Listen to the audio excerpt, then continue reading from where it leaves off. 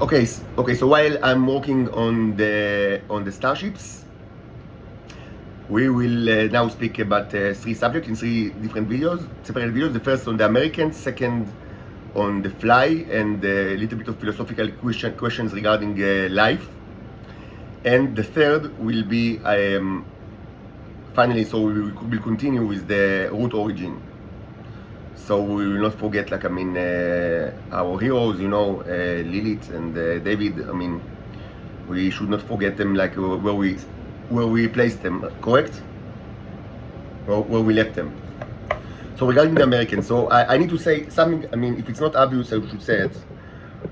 And almost nothing is obvious. I've learned that. You should say everything in many times. So I am a representative of another civilization. I call them the Cherubs, much more advanced than you are. But we are not robots, and we are not hive mind or all sort of ridiculous ideas that you might, I don't know, invent.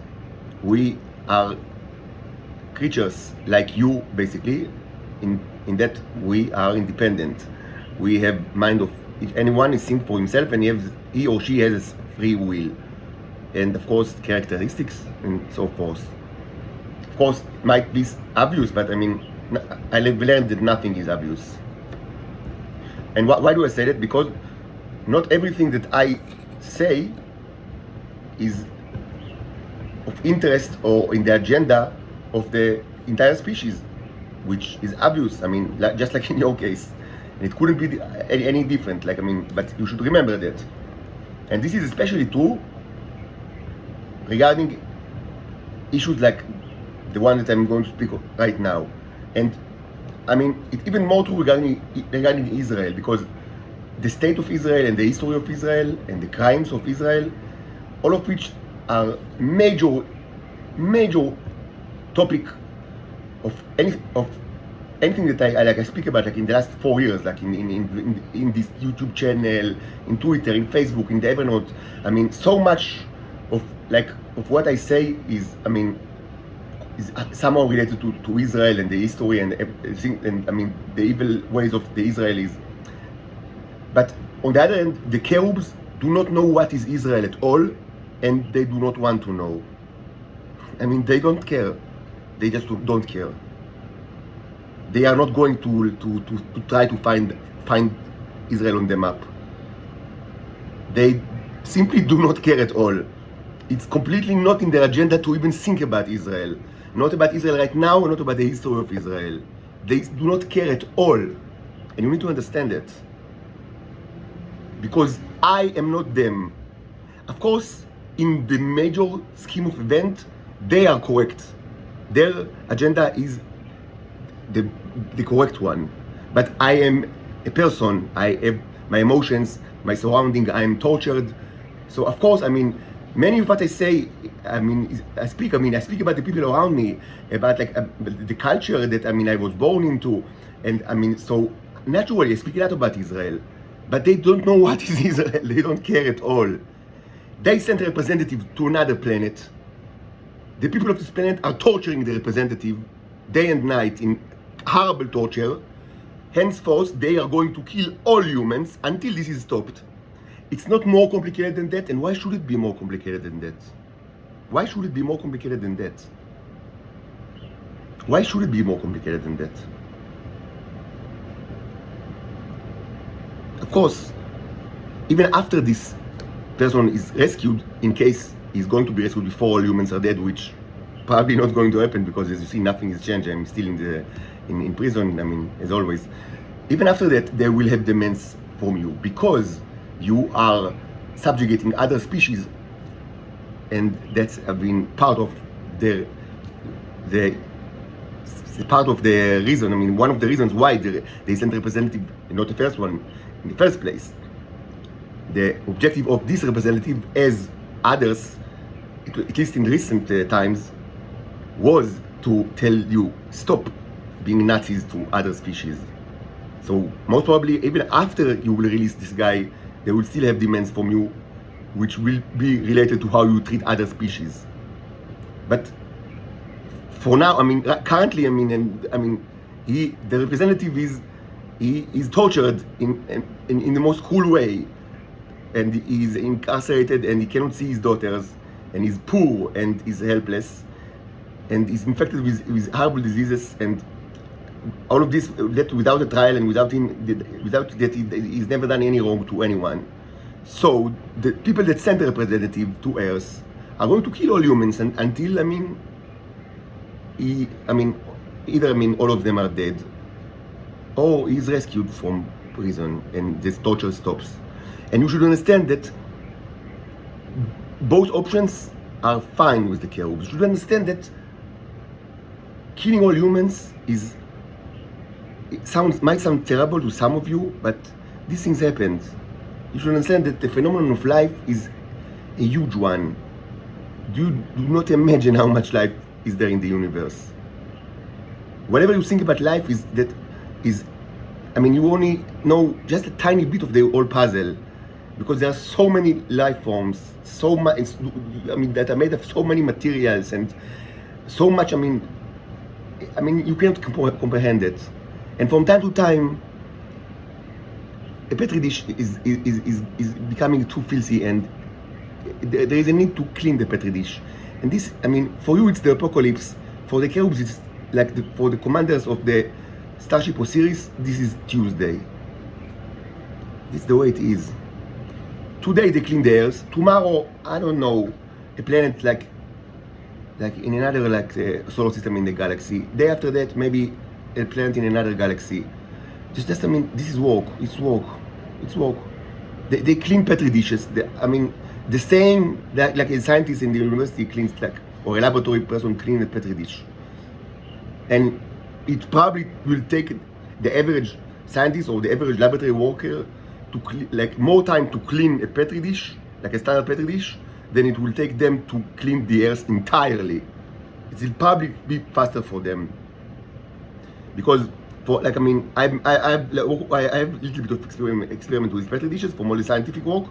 So it takes about if you clean it thoroughly, it will take you about 5 seconds, and this is it's about 10 times what's necessary in order to clean the earth. This is reality. So what's of interest to me is not exactly what of interest to them. I am submerged in the hell that is called Israel, so naturally I speak about it a lot. They don't know what is Israel, they don't want to know, they do not care at all. They are not going even to make the effort to find it on the map. That this is reality. Now, to some extent, this is also true for the United States.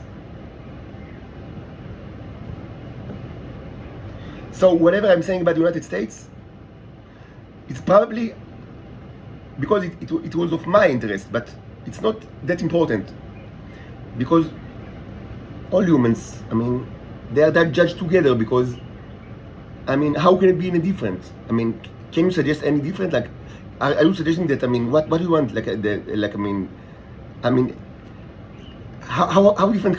How can it be any different? Any different options means that implicitly the cherubs prefer another they have favorite nation or favorite country. So why should they have one? And what does it make sense? And how can you expect to try to build any meaningful relationship with another species if from the start point they have the preferred nations on the planet? There are many nations that compete and even fight each other. And the only way to avoid such a thing is to say from the from the get-go, we don't know what. We don't know what is the nation. We don't want to know. That's the only way to maintain relationship with the earth that will not be from the beginning favoring specific nation or nations, which will be horrible from any kind of perspective. So they don't want it no more. They don't care. Whatever. Israel, we don't know. This guy is tortured. This guy should, torture should be stopped. Now, I tell you, from both my experience and everything that I learned in almost 40 years of living in Israel, I tell you, and I told you this a long time ago, and I tell you this every day, there is no option that me and my daughters are physically inside the territory of Israel, that we are not tortured. It is impossible. It is impossible. And you should listen to me, because I have a little bit of experience of being tortured by the Israelis. And I tell you, it is impossible. It is impossible. It is impossibility. And I said it, and as I said many times, I said it again, that my experience with kind of like, protectors from other nations is that they are the, of course, above all the Americans, is that they are the ones that are doing the most torture. And it was, I liked it all my life. And it cannot be any other way. And if you are under the illusion that you can in any way change it, this is just, your ego. That you think that, you can, that you think that, you can set the agenda instead of just correcting your mistakes. This is ego and this is Satan. Reality is very simple. There is only one way to ensure that me and my daughters will stop being tortured, and this is to get us out of the territory of Israel, and to do it by force, using arms and legs. If the mouse and tongue are moving, it will never happen. I understand it because this is my life for so long now, and I understand if the mouses and tongues are moving, I will stay in this prison. I will be tortured, my daughters will be tortured, and theirs will be killed, human after human, scumbag after scumbag. If any of you care at all about humanity and you want at least some humans to stay alive, the only way to do it is to stop the torture. And the only way to stop the torture is to make sure that me and my daughters, we are physically out of the territory of Israel. And the only way to do that is by using arms and legs. It will never happen using mouths and tongues. It is an impossibility. Now, nothing of that is new, but I will speak just a tiny bit about the United States of America. I've learned a lot about the Americans' relationship with the Israelis on the course of this discovery journey. I learned that, and I spoke about that, and I'm not going to repeat myself.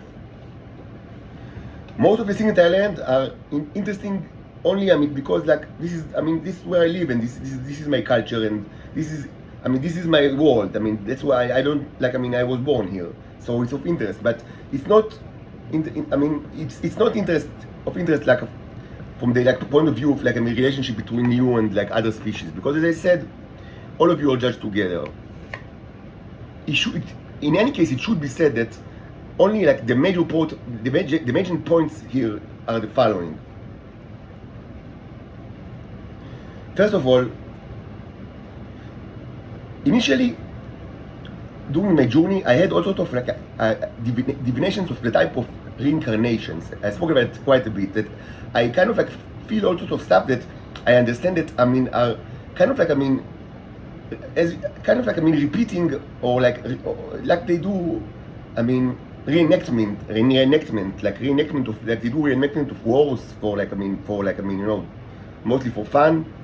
So it was reenactment that for educational purposes for myself, so we learn from it. So and you feel when you are part of it, you feel very you have authentic feelings, but you understand that it's for educational reasons. And some of this, for my own education, some of this reenactment was regarding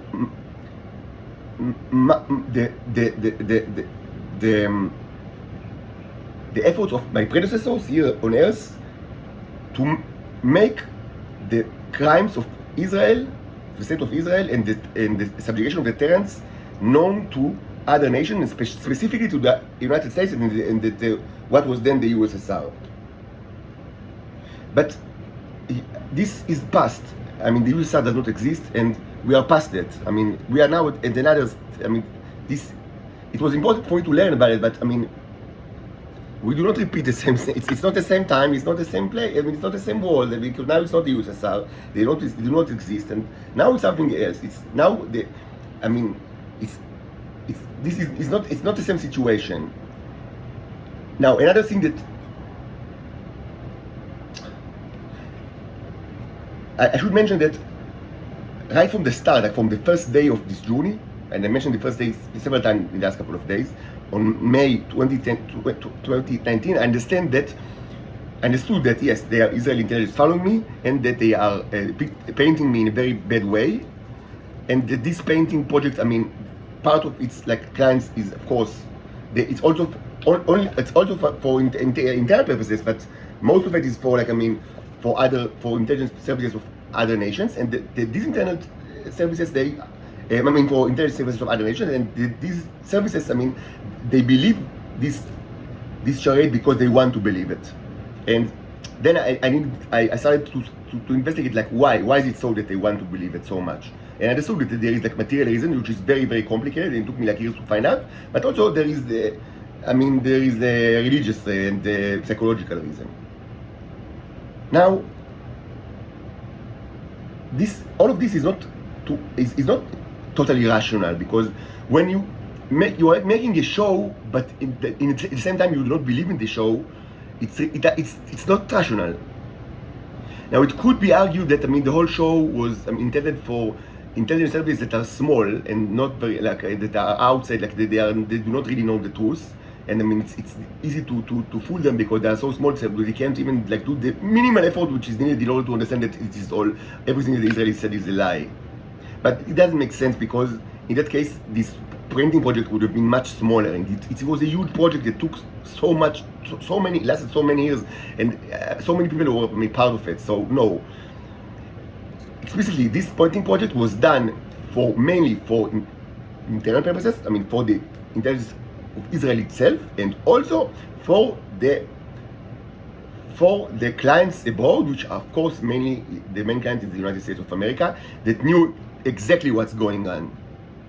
And this is, of course, this is irrational explanation, but the fact that I accepted it, and I still accepted it as an explanation, is I would say that in that context, what helped me is the fact that when I was younger, I was a real admirer of George Orwell, both of his essays and his novels.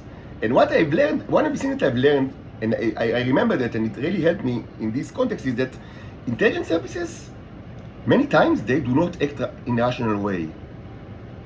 That many times they act like as kind of like a group that requires the satisfaction of the dramatic satisfaction of their own people. Like they like to make shows, not only to fool other people, of course, that's integral part of what they do, but they like to make shows, to hold shows, for not only for that reason, but also for like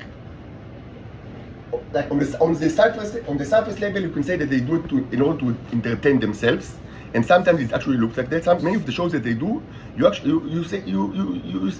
seems that they do it just to entertain their psychopath members, and it's somehow true, but in a deeper layer, and Orwell explicitly writes about it, it's not only for entertaining, but it's kind of like to justify reality to themselves. I don't want to get too much into it, but the main thing is that yes, following Orwell, I understood that yes, it's actually possible that this irrational state of affairs, that that they create huge painting projects that all of the important actors like in the international theater knows that this is completely bullshit, and they keep doing it for many years because they like this project. They like to see the Son of God participating in humiliating sexual acts. They enjoy watching it, even when they know that it's untrue. They enjoy it. It's part of their satisfaction to see such things. And it doesn't affect what they believe, because they know that it's a lie, but yet they enjoy it because it reaffirms to them like their sick thoughts regarding reality. Their sick ideas regarding reality. Of course, all of this in itself does not paint the Americans favorably, even though she said that it doesn't paint other people as well favorably. But there is in addition to that, we should say several things that are especially true for the Americans, and the following. They are the following. First of all, as part of this journey and kind of like, I mean, disillusionment from like the state of Israel, I understood that it's impossible that this is an independent state, like a sovereign state. I understood that what we call the Mossad is either not existent, I mean, or it might like, or possibly it's just a shell that is controlled by other nations. That the Mossad, I understood that the Mossad is a mythology. That indeed it was a powerful organization in the past, but it was the most sinful organization in the history of humans, and they were destroyed because of their sins. And what replaced them is some kind of like a shell that is controlled by other nations, specifically the Americans. And regarding the Shabak, I understood that this is a youth organization, like pedophile youth organization.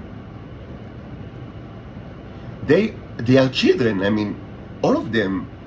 I mean, even the ones that are 75 or 80 years old, they are children. They are all children. You cannot find a single person in the Shabak that is above the mental age of 20. And the ones that are of the mental age of 20 are the rare ones. Like the average mental age, the average mental age, you hear the neighbors, they have things to comment. If this man will break into my room, and they have done it several times in the last, while I was in the hostel, I will tell you that it will be an immediate apocalypse. I swear, an immediate apocalypse. And the Jews do not know what is Israel, and they don't want to know. They do not want to know what is Israel, and they do not know what is Israel. If this man will break into my room, and several of these goons already broke into my room, it will be no credit. There is no more credit. An immediate apocalypse. And they do not know what is Israel. They do not know what is Israel. And they are not going to learn what is Israel. They don't care at all. It will be an apocalypse in a place where the representative is being tortured. That will be the apocalypse. In this place. The place where the representative is being tortured. The blue planet. And it will be immediate. On the spot. The Shabak is a youth organization. The average mental age of the people is about 12 or 11. And for the woman, the Titan woman, it's a little bit higher than that, maybe 14 or 15. But no one in the organization has the mental age of more than 20. Not a single one. And when you understand it, these two facts, the first fact is that the Mossad is a mythological entity. That it's kind of like a mythological beast that were already slain.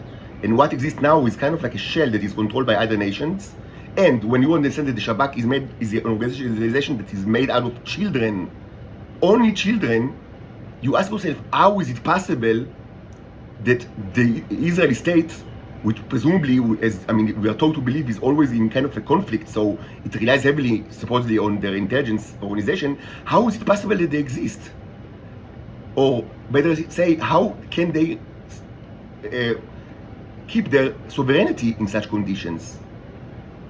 It's impossible that they kept their sovereignty in such conditions. So the answer is, correct, it's indeed impossible, and it's not the case. They did not keep their sovereignty. They have lost their sovereignty. And this happened it was a process that happened during the 70s and the 80s. Part of the process, I've spoken about it like a lot, and it was a complicated process, but they've lost it. This is not a sovereign state. It's impossible, and it's not. It is not a sovereign state. It is a colony. Now the only question is, so what is the empire? And there aren't many possible answers. I would say that any person that knows anything at all about Israel, or even that knows anything at all about the world, will automatically suggest that the answer is the United States. And this is actually the correct answer. It's both the obvious answer and the correct answer. But I would say that, I'm very skeptic, so I always try to think about other options. Even if reality is very simple, I try to think about other options. So in this journey, I thought to myself that there are three possible options to this question. Like what's the main name of the colony that is called Israel? So first option is the United States, which is the most obvious and the correct one. But there are also two other options. And first is that the correct answer is Russia. And the third is that it's kind of like, joint custody of Russia and the United States. So I thought about all of these options a lot and investigated, and my conclusion was that certainly right now, at our time, the answer is simple: the United States. But it should be said that there were times in the history of Israel that the answer was closer to, kind of like joint custody of Russian, of the USSR and the United States. There were times, but this is, first of all, today USSR does not exist, and the Russians, they don't care that much about Israel, because first of all, they don't have the power and the money. They don't have the money. And money is extremely important, because everything in Israel is about money. That's the fact. They don't have the money and they don't have the power, and then it's just, it's too much for them to think about like a small state like Israel. Now,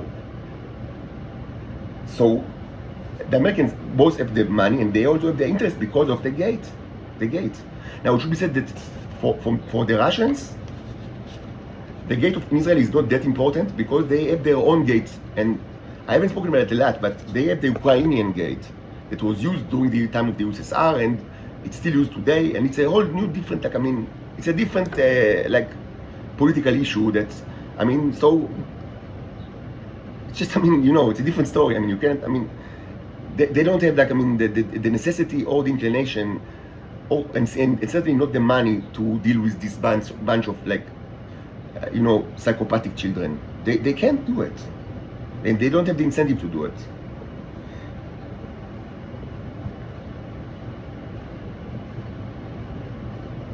So the simple answer is that the Americans are the sovereign nation, and what is called the thing that is called Israel is kind of like a penal colony, penis colony for psychotic children and their and their alien slaves / wives / companions.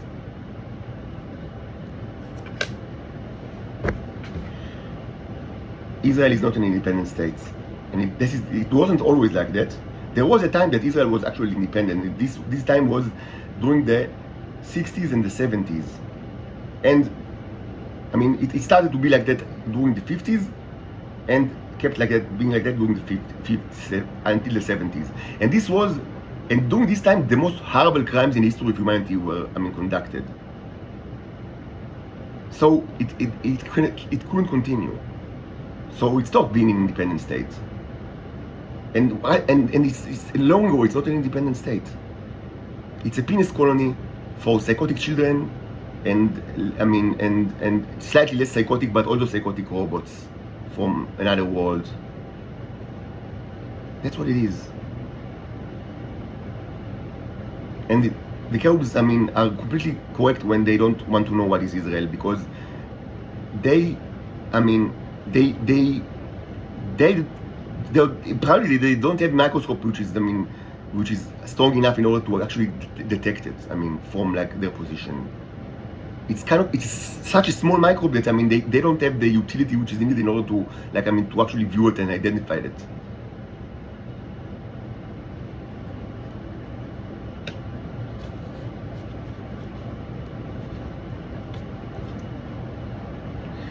Okay, so this will be it.